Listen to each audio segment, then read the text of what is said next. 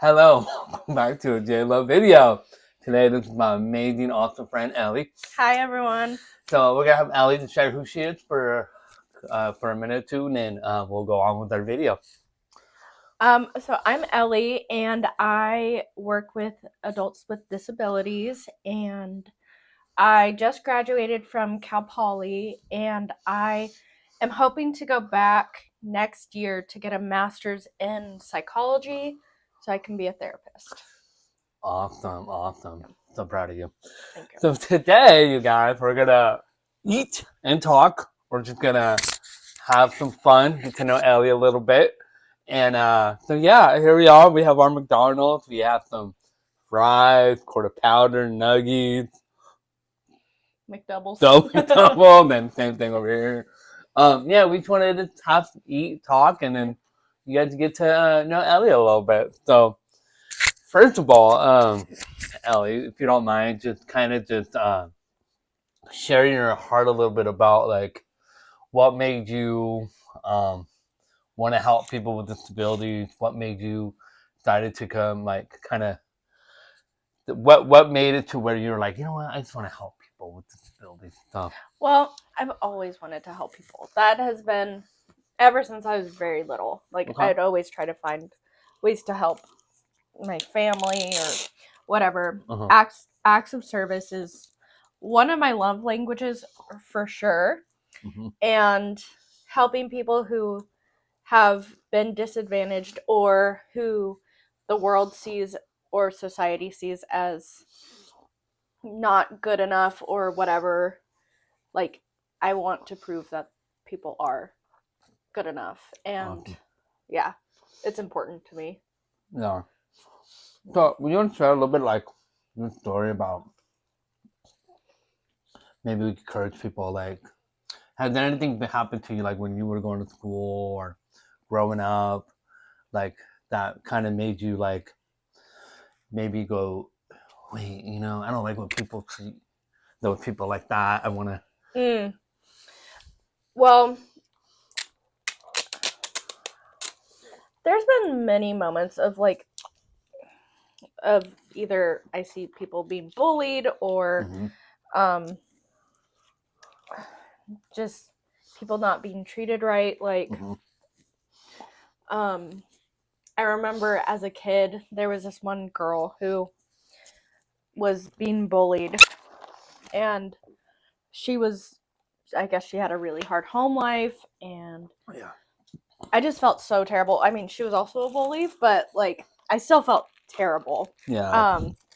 So that's a small example. And then, I don't know, just people that are different. Okay. I don't know, it just is important to take care of everyone because we're all humans. Literally, we're all humans.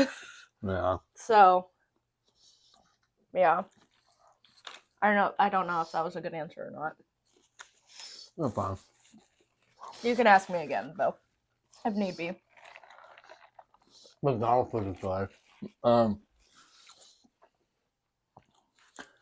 So tell us like a little bit like your family life and you know your parents. They're the best. My parents are the best. My parents are married still. I have a younger brother, and I still live at home. I'm 25. My brother still lives at home. He's 20. And my parents don't want us to go, and I don't want to go either. We're, hopefully going to get, like, land someday, and I'll just live together.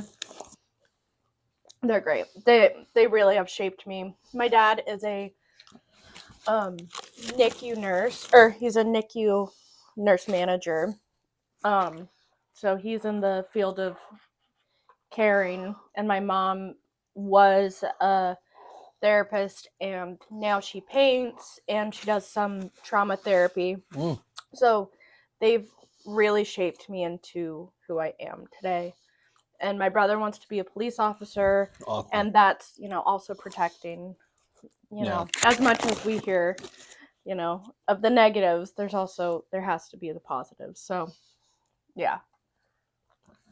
Good home life. Do you ever see yourself like possibly moving one day out of this area because you were born and raised here? I can, but I'm also happy where I am. But I can see, yeah.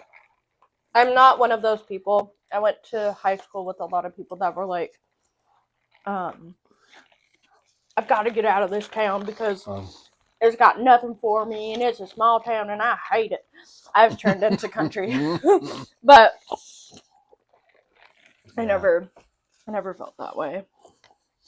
Yeah, I mean, I lived in the town for over 30. Well, wait, hold on. I forgot how old am I now? 43. So I've been here about 21 years, and it's like, man, I feel like there's a change. Sometimes it's good for a change, you know? Because you're like, maybe I want to go somewhere, or do you want to go somewhere? And I don't know. I felt like just going somewhere one day in my life, you know? Just checking out the what is really out there, you know? Because I feel like when you move, go to different areas, you can help people in different areas, different towns, you know? Oh, yeah. And that's the thing, too, like, with people with disabilities, like, I would love to travel and just, like, go and help them. Yeah. You know, or help them start a group, help them start, like, a group where they could get to understand, like, these kids, you know? 'Cause a lot of these kids don't understand life right now, or they never heard of Special Olympics, or they never heard of, like, a program, you know, because nobody talks about it. So, Yeah. I don't know. That's the thing, though. And it's kind of like, I mean, I am an able-bodied person. I really do struggle, though, I just want to say, with keeping up with the correct terms, because I want to make sure that I'm never harming anyone intentionally or unintentionally. But my body works the way that society has created. Wait. My body works for society. And I forgot what I was going to say. Oh, no.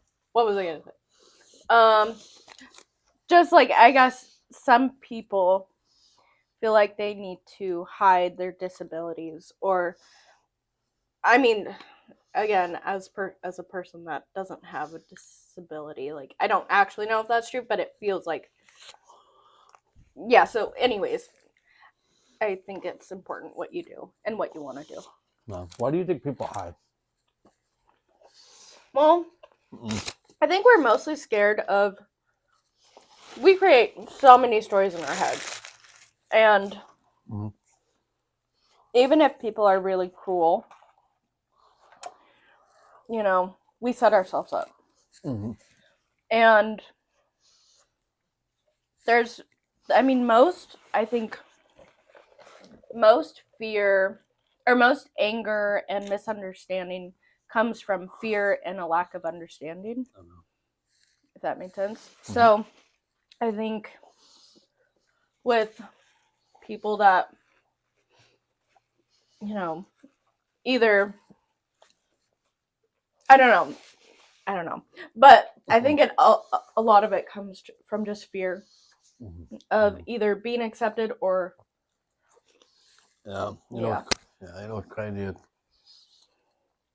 I wear beanies a lot. A lot of people would ask me, why do you wear beanies? And I'm like, this J-Lo thing, you know, like, I love beanies, you know. And people would ask me, are you really wearing beanies because you want to wear beanies, or are you wearing it because you're hiding your insecurity of yourself? And they go, you know, you like to talk about insecurity a lot, and it's like, have you ever looked in the mirror and asked yourself that question? It's like, dang, you know, it's like, I think we all need to ask ourselves that question about insecurity, because I don't think we understand. A lot of us don't understand, like, what insecurity is, but insecurity is a it's a big thing. A deeply rooted problem that we all have. Yeah. Well, unless we're taught to be insecure. Babies aren't insecure. No. We were not insecure as babies. We were just babies. Yeah, because we didn't know it. Yeah. Yeah. So. No, I was wondering, like, I don't know. No. But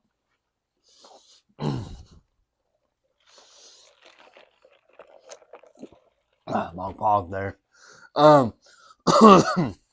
Yeah, so what are some like other things that you would encourage people out there that if you knew someone with, had insecurity or someone that was struggling or someone that was going through some hard life right now, like what would be some like Encouraging from your own heart, like what would be like something you would want to encourage people? You probably have. Oh yeah, all the time. But that's a really good question, and it's hard because it's all from an outsider's view, and I know that sometimes when I've been given, advice, I don't take it because I don't know, it's just easier to hear than to take action. But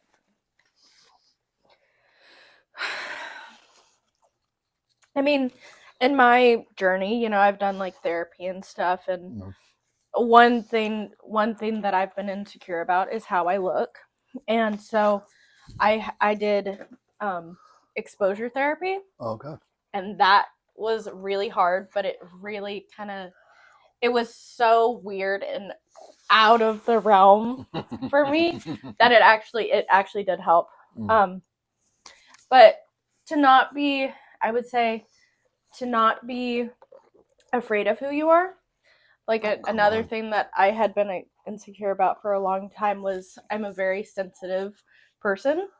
And I would cry a lot as a kid, and don't get me wrong, I still do. I cry a lot. But I took that previously as a negative, and I just decided, like, you know what, it's actually kind of cool that I can be sensitive. So I don't know, it's hard to accept the things that you're not ready to accept yet, but to find people who really love and accept you, and people who don't lie to you. Yeah. Because it's different to hear from a friend that is like, yeah, no, you're great, you're perfect, than I love you and I'm worried about you. Yeah. Yeah. So find people that are truly going to take care of you. And that way you can start to take care of yourself as well. So awesome. Before we close out, is there anything like it was on your heart that you want to make sure people maybe? Is there anything like that? It's just like pounding on your heart to stay, or just maybe the final encouragement you would give the people out there? I think just it's okay if we're not happy all the time. And it's okay if our life doesn't look like somebody else's. Because the life that you're living is the one you're supposed to live. And the life that your neighbor lives is the life that they're supposed to live. The insecurities that you have, the wins that you have, the fails, they're all meant for you. And to not take other people's successes or failures as a way to judge yourself. Yeah. Awesome. Thanks again, Ellie. You're welcome. For the McDonald's eating here. Anyway, thanks again, you guys, for having Ellie. And till next time, J Love is out. Bye. Bye.